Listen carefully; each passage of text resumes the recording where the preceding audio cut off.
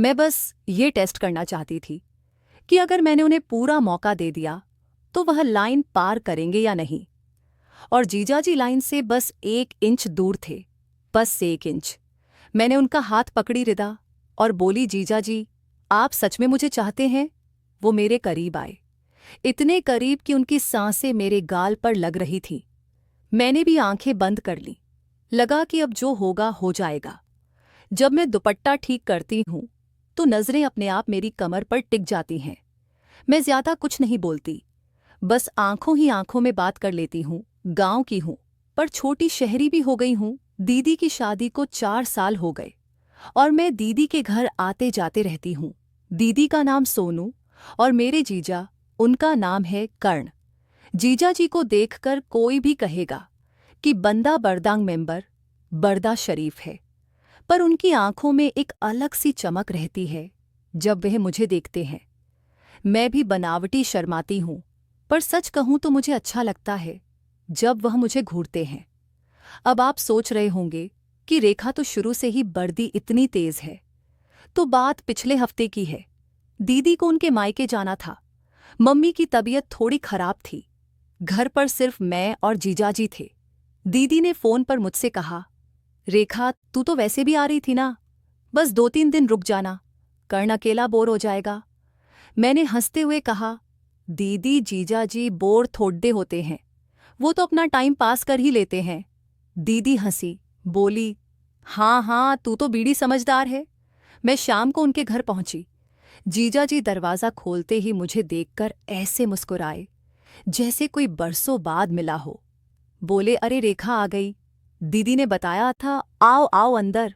मैंने अपना बैग नीचे रखा और दुपट्टा सही करते हुए कहा, जीजाजी दीदी कब गई? वो किचन की तरफ जाते हुए बोले, सुबह ही चली गई। चाय बनाऊं? मैंने कहा, हाँ बनाइए ना, मैं भी आपके साथ पी लूंगी। अब जीजाजी चाय बनाने लगे और मैं उनके पीछे पीछे किचन में चली गई। मैंने पूछा, जीजाजी आप अकेले रहते हो तो खाना कैसे बनाते हो? वो हंसे बोले, अरे बनाना तो प्रियता है, पर आज तुम हो तो मैं सोच रहा था कुछ अच्छा बनाऊं। मैंने मजाक में कहा, अच्छा जीजाजी क्या बनाएंगे? कुछ स्पेशल? वो मेरी तरफ मुद्दे, आंखों में शरारत भरी। बोले, स्पेशल तो तुम्हारे लिए ही बनेगा। बोलो क्या खाओगी? मैंने हंठ दबाकर हंसते हुए कहा, जो आपकी मर्जी, मैं तो आपकी मेहमान हूं। चाय बनाते बनाते बातें होने लगी। मैंने देखा जीजाजी बार बार मेरी तरफ देख रहे थे। मैंने जानबूझकर अपना दुपट्टा थोड़ा सा सरका दिया, जैसे गर्मी लग रही हो। वो बोले, रेखा तुम तो बढ़ती गर्मी लगती हो हमेशा, दुपट्टा भी ठीक से नहीं रहता। मैंने शर्माते हुए कहा, जीजाजी आप भी ना, मैं तो ऐसे ही हूं। वो हंसे बोले, हाँ हाँ हाँ पता है, मुझे रात का खाना हमने साथ खाया। खाना खाते वक्त मैंने जानबूझकर जीजाजी के हाथ से रोटी ली। उंगलियां थोड़ी छू गईं। मैंने एकदम से हाथ पीछे नहीं खींचा। वो भी ऐसे ही देखते रहे। मैंने कहा, जीजाजी आपकी रोटी बहुत अच्छी बनती है। वो बोले, तुम्हारी उंगलियां भी बहुत नरम है रेखा।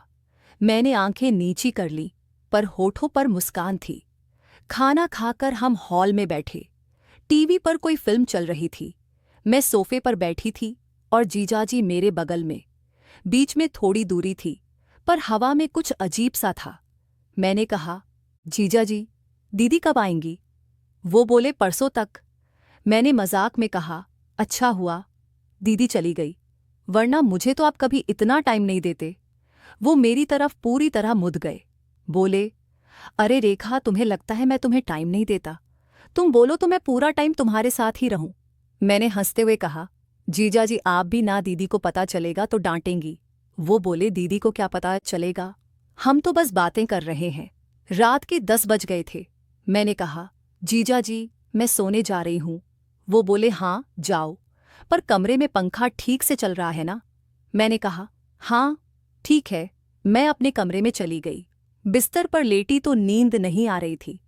मुझे लगा जैसे जीजाजी भी सोए नहीं है। थोड़ी देर बाद मुझे लगा दरवाजे पर कोई है।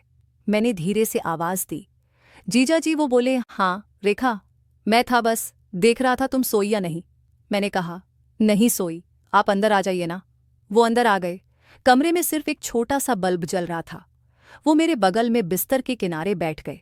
मैंने पूछा, जीजा जी आपको नींद नहीं आ रही? वो बोले, नहीं, तुम्हारे आने के बाद से नींद ही उड़ेर गई है। मैंने हंसते हुए कहा, अच्छा जीजा जी, मैंने क्या कर दिया?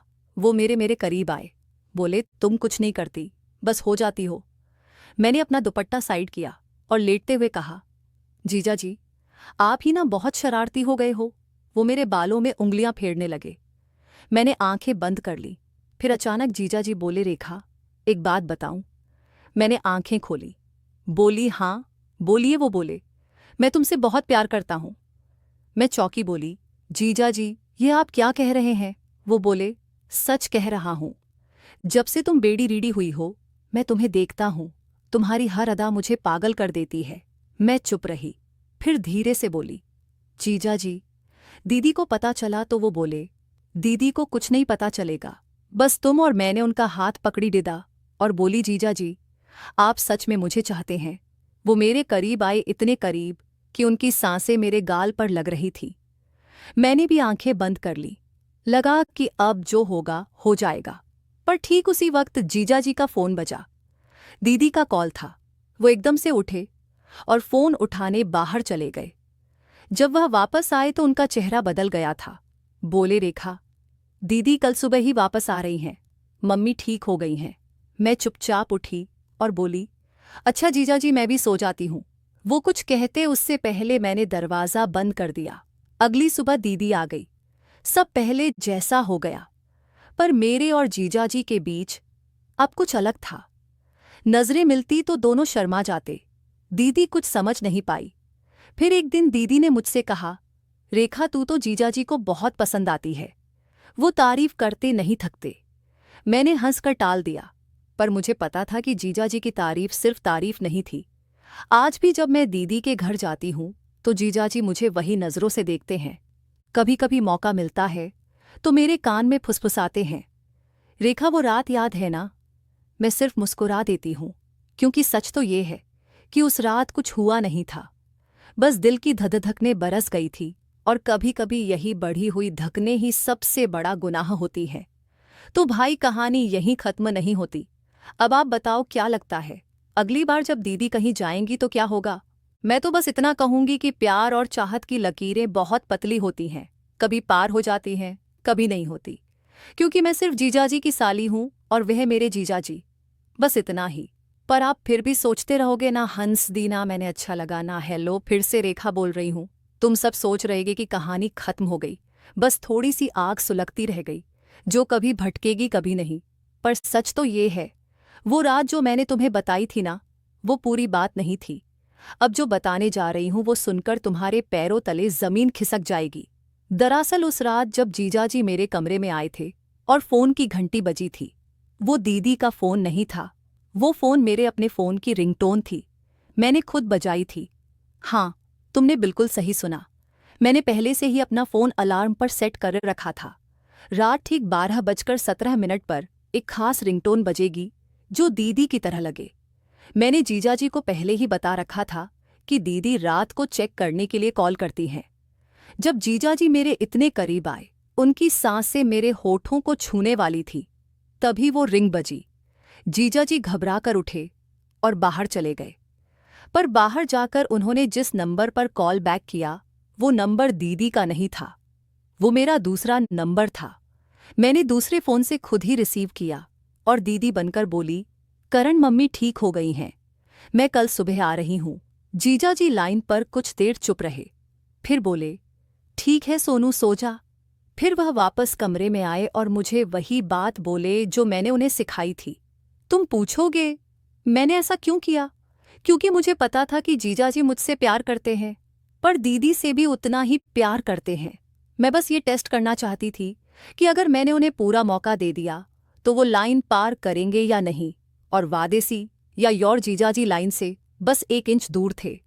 से 1 इंच अगर उस रात फ़ोन ना बजता तो शायद आज मैं तुम्हें ये कहानी सुना ही ना रही होती, या फिर बिल्कुल अलग कहानी सुना रही होती। पर मैंने फ़ोन बजने दिया क्योंकि मैं साली हूँ, पर दीदी की छोटी बहन भी हूँ, और कुछ रिश्ते बस आग के इतने करीब पहुंचकर भी जलने नहीं चाहिए। उस दिन के बाद जीजाजी मुझे आज भी वही नज़रों से देखते हैं, पर अब उनकी आंखों में एक डर भी है और मेरी मुस्कान में एक राज। क्योंकि सच तो ये है, उस रात जीजाजी हारे नहीं थे, जीते भी नहीं थे। बस मैंने उन्हें बचा लिया था खुद से और दीदी से। तो अब बताओ हीरो कौन था उस रात, जीजाजी या मैं? अब सोचो जरा, अगली बार जब मैं दीदी के घर जाऊंगी तो फोन बजाऊंगी या नहीं? मुस्कुराई ना। अब यह रार सिर्फ तुम्हारे और मेरे बीच है, शिप किसी को बताना मत। हाँ हाँ, अब तुम लोग तो पूरी तरह हिल चुके हो ना, मुंह बंद ही नहीं हो रहा होगा अभी तक।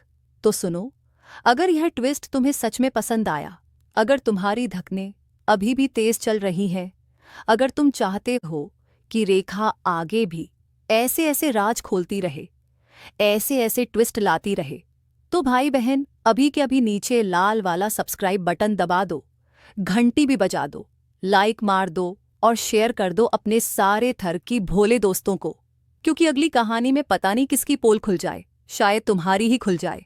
चलो जल्दी करो, रेखा इंतजार कर रही है। सब्सक्राइब कर दिया ना? अब मुस्कुराओ और कमेंट में लिखो, रेखा तू तो कमाल है यार।